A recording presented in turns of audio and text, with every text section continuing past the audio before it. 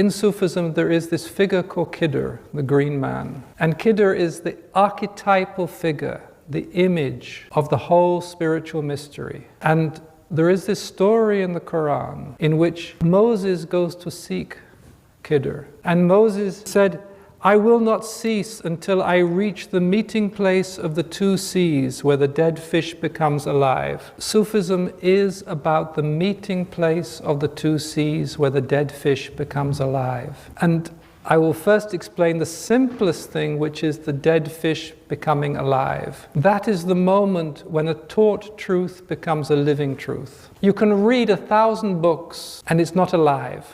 It is knowledge, it is words. One thinks actually of this powerful meeting of Rumi and Shams when Rumi, who was a professor of theology, was walking in the marketplace with a pile of books in his hands, and he met this crazy wandering dervish who looked at him with these piercing eyes and said, if these books cannot liberate you from yourself, what is the purpose of them? And that is the dead fish. That is knowledge that you read in books. And in fact, in this meeting of Rumi and Shams, that dead knowledge became the love affair, that became a fire that burnt Rumi.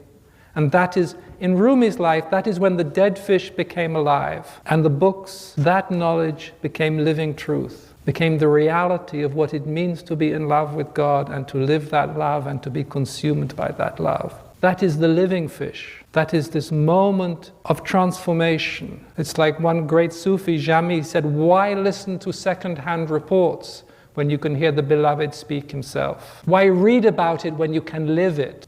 And so Sufism is a way to live it, is a way to be with God. So that is the dead fish becoming alive. And then there is this very esoteric saying about where the two seas meet. And one sea is the sea of our human nature, is the sea we live in from day to day. If you like, you can call it the sea of unknowing, of not being conscious, of being asleep. And then there is the other sea, which is the divine sea. And the divine sea is actually always here. It is in every breath we breathe. It is in every atom of creation, but it is hidden from us. That is the divine ocean.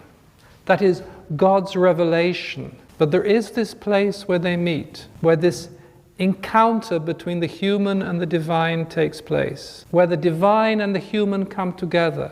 And this is the place one meets Khidr. This is the place one meets the whole journey, the esoteric secret of what it means to be a human being.